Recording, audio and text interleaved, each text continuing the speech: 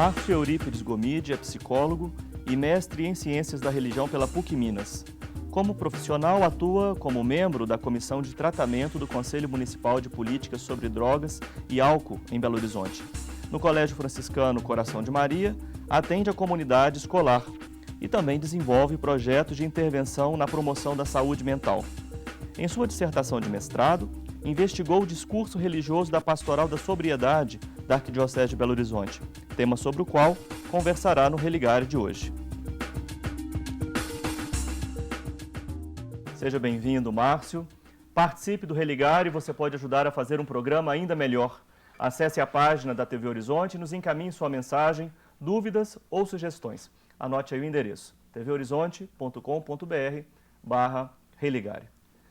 Márcio, você tem uma tradição de trabalhos sociais, inclusive atuando como psicólogo. Como é que foi a sua intuição primeira ao trabalhar na pastoral da sobriedade para desenvolver a sua pesquisa?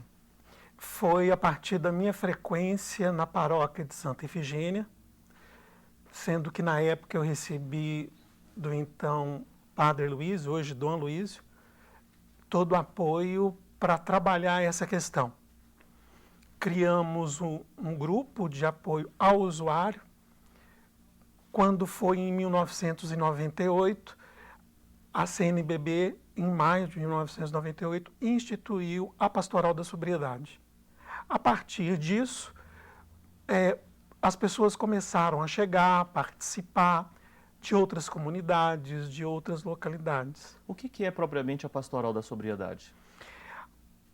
A Pastoral da Sobriedade, ela é um posicionamento da Igreja, claro, sobre o fenômeno da dependência química. Então, os grupos se constituem hoje em várias paróquias e são formados por pessoas que vivem essa realidade, tanto o usuário diretamente afetado, como a família. Sim, e em todos os grupos o psicólogo participa? Há um psicólogo acompanhando? Não necessariamente. Não necessariamente? Não. O que acontece? São agentes pastorais. Esses agentes pastorais são formados por outros agentes que já com mais experiência. Essa formação ela é baseada nas diretrizes da Pastoral da Sobriedade. E quais seriam essas diretrizes? São basicamente 4. Então, seria a recuperação, a reinserção social, a atuação política e a outra seria a colocação dessa pessoa dentro da sua própria comunidade. Ah, entendo. E como é que na experiência, né, na pastoral da sobriedade, né, você percebeu que ali havia uma questão a ser investigada? E qual que era, né, qual que é essa questão? Eu já tinha anteriormente, eu tinha uma trajetória de trabalho. Né? Hoje tem uma ONG em Venda Nova que é dirigida pelo Dr. Ronaldo Guilherme Vitelli Viana. E eu fazia trabalhos voluntários lá, com dependentes. E aí quando foi nesse período, em 1998, o Padre Luísio, Dom Luísio, convidou-me para fazer esse trabalho lá. E algo muito interessante me chamou a atenção. É que a grande maioria que começou a frequentar o grupo não pertencia geograficamente à paróquia. Então essas pessoas começaram a chegar. Mas os familiares, porque a demanda inicial sempre é da família, Flávio, sempre. Parece que é uma regra. E a partir da frequência da família no grupo, o que acontece? Eles chegam. Essa pastoral, ela é inspirada no método dos Alcoólicos Anônimos. Eu ia perguntar se tinha alguma relação com o grupo de Alcoólicos Anônimos. Sim, tem, total. A grande maioria dos grupos de ajuda trabalham inspirados com os 12 passos. Sim. Então, o que acontece? Então, a CNBB, através de médicos, de psicólogos, de padres com grande experiência nessa área, criaram esses 12 passos. Então, existe uma adequação a partir da liturgia, a partir da teologia, ou seja, o que nós temos principalmente no Novo Testamento que pudesse contribuir para que esse trabalho fosse desenvolvido, né? São chamados grupos de autoajuda. Sim. Né? E você dali decidiu pesquisar o discurso religioso? Sim. O que foi meu ponto inicial? Eu observei que pessoas que não tinham um histórico na vida de uma prática religiosa, a partir da frequência na pastoral, eles desenvolveram isso. Jovens, então, por exemplo, eles começavam a chegar com a Bíblia, com um crucifixo no peito, sem nenhum incentivo, por exemplo, da família.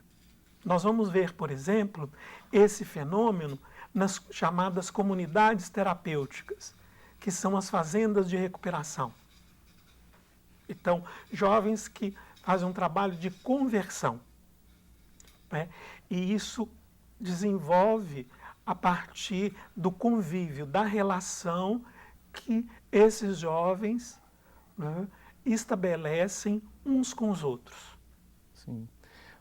Eu me lembro de outras tantas conversas e boas conversas que já tivemos, e me lembro uma, assim, já há bem tempo, né, você falava exatamente sobre isso, e de como que a questão da droga ia sendo substituída, da dependência química, ia sendo substituída por um discurso religioso.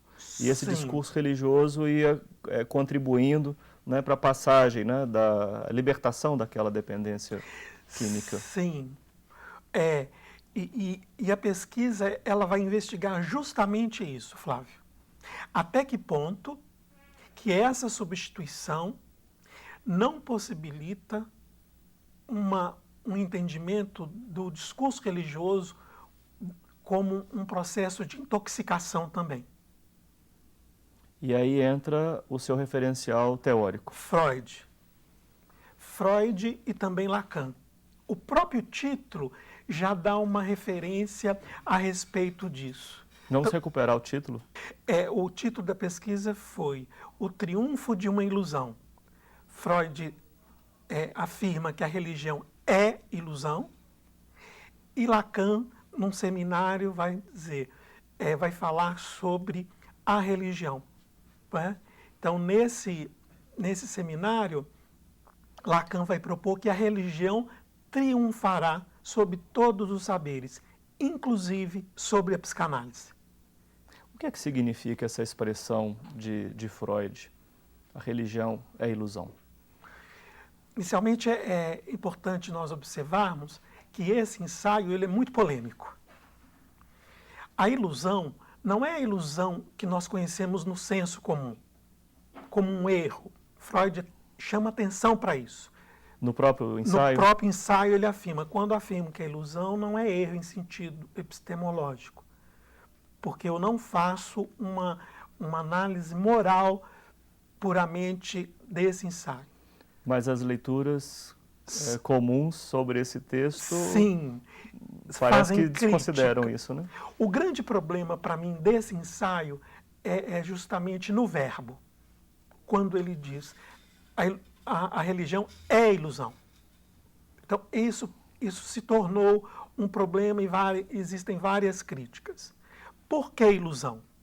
Porque para Freud, do ponto de vista psicológico, o homem ele é incompleto. Ele sempre buscará, ele sempre vai ter a falta. E o que ele propõe é que a vida eterna ela é incompatível com a condição, vamos dizer, natural do homem. A vida eterna ou a crença na vida eterna? Boa questão. A crença na vida eterna. A crença na vida eterna. A crença, não é? A crença na vida eterna. Por quê? Ele aponta 3 fatores principais que são incompatíveis com essa crença. Quais seriam eles? Primeiro, ele vai falar da finitude corporal, ou seja, o corpo está condenado a deteriorar. O segundo aspecto seria a supremacia da natureza como exemplos de catástrofes. Nós temos um exemplo aí, né, na maior nação do mundo, recentemente, né, Sandy, que chegou e destruiu boa parte de alguns estados. Então, o homem fracassa no controle total da natureza. E o terceiro, segundo Freud, mais importante, seria justamente os conflitos das relações. É importante a gente observar que em 1927, período entre guerras. Sim. Então, Freud faz essa alusão, né? Como judeu, ele faz essa alusão. Pensando um pouco mais nos problemas dessa obra, no prefácio do Mal-Estar na Civilização, está escrito que essa segunda obra, ela vem como substituta. Então, me parece que o que Freud faz ali no Mal-Estar na Civilização é propor uma outra vertente. O que ele faz ali? Ele vai dizer dos processos substitutivos do homem. Vamos guardar então isso para a gente continuar a conversa no segundo bloco. Ok. No Religário de hoje, eu converso com o psicólogo e mestre em Ciência da Religião, Márcio Eurípides Gomide. Nós estamos conversando sobre o tema da dissertação que ele desenvolveu e apresentou no programa de pós-graduação em Ciências da Religião da PUC Minas, com o título O Triunfo de uma Ilusão, uma análise do discurso da Pastoral da Sobriedade na Arquidiocese de Belo Horizonte. Nós vamos para um breve intervalo e voltamos já.